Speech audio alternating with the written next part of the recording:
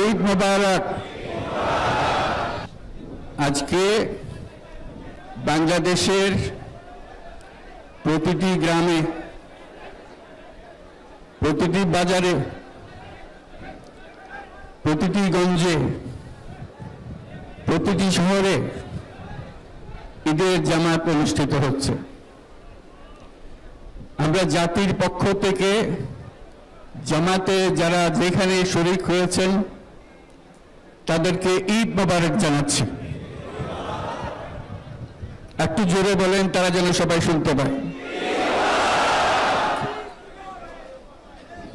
যারা ঈদের জামাতে শরীক হবার সুযোগ পাননি তাদেরকেও আমরা ঈদ মোবারক জানাচ্ছি, সেটাও জোরে ঈদ মোবারক দেন। আমাদের মা বোনেরা, মহিলারা যারা ঘরে আছেন তাদেরকেও আমরা জাতির পক্ষ থেকে ঈদ মোবারক জানাচ্ছি। আমাদের প্রবাসী শ্রমিকরা যারা বিদেশে আছে, সারা বছর কষ্ট করেছে, আজকে হয়তো ঈদের জামাতে যেতে পারবেন কিংবা যেতে পারবেন না, কিন্তু জাতির পক্ষ থেকে আমরা তাদেরকেও ঈদ মোবারক জানাচ্ছি। যারা বাংলাদেশিরা আছেন পৃথিবীর বিভিন্ন দেশে, জাতির পক্ষ থেকে তাদেরকে আমরা বলে যাইনি, তাদেরকেও আমরা ঈদ মোবারক জানাচ্ছি। যারা হাসপাতালে আছে, রোগী, বিভিন্ন কারণে ঈদের জামাতে যেতে পারেন নাই, তাদেরকেও ঈদ মোবারক জানালাম। ঈদ দূরত্ব ঘুচানোর দিন, নৈকট্যের দিন, ভালোবাসার দিন।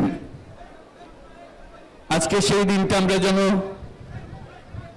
গভীর ভালোবাসার সঙ্গে উদযাপন করতে পারি, সেই মেসেজ আমরা যেন সবার কাছে পৌঁছে দিতে পারি।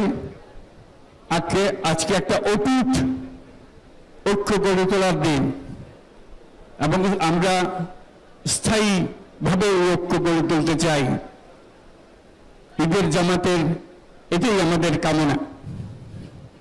আজকে মোনাজাত হবে, মোনাজাতে আমরা অবশ্যই যেন স্মরণ করি, আল্লাহর কাছে প্রার্থনা করি। আমাদের এই নতুন বাংলাদেশ গড়ার যারা সুযোগ দিয়েছে, যে বীর সন্তানরা আত্মাহুতি দিয়েছে, আল্লাহ যেন তাদের রূহের মাগফিরাত দেন, তাদের শান্তি দেন। আমরা তাদের মোনাজাতে সেটা যেন আমরা অংশ রাখি। আর মোনাজাতে যারা আহত হয়েছেন, যারা স্বাভাবিক জীবন থেকে বিচ্যুত হয়ে গেছে, এই দেশের জন্য নিজেদের স্বাভাবিক জীবন ত্যাগ করতে যারা বাধ্য হয়েছে, তাদের স্বাভাবিক জীবন যাপনের ক্ষমতা দেওয়ার জন্য, রোগমুক্তির জন্য আল্লাহর কাছে যেন আমরা প্রার্থনা করি। আজকের দিনে আমরা প্রার্থনা করি, যেই নৈকট্য আজকের দিনে আমরা শুরু করলাম, এই নৈকট্য এবং এই ঐক্য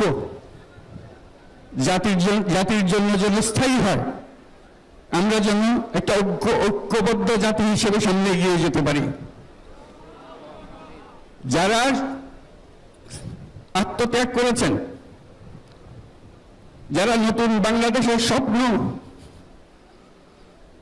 বাস্তবায়ন করার জন্য নিজের আত্মাহুতি দিয়েছেন, বেঁচে থাকলেও স্বাভাবিক জীবন যাপন করতে পারছেন না, তাদের স্মরণে আমরা যেন মোনাজাত করি আল্লাহর কাছে।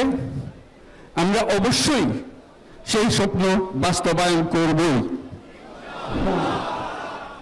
শত বাধা সত্ত্বেও, যত বাধাই আসুক, আমরা ঐক্যবদ্ধ জাতি হিসেবে এই নতুন বাংলাদেশ গঠন করব ইনশাআল্লাহ। এই মোনাজাতটা আপনারা সবাই মিলে একসঙ্গে করবেন। ধন্যবাদ সবাইকে। ঈদ মোবারক সবাইকে।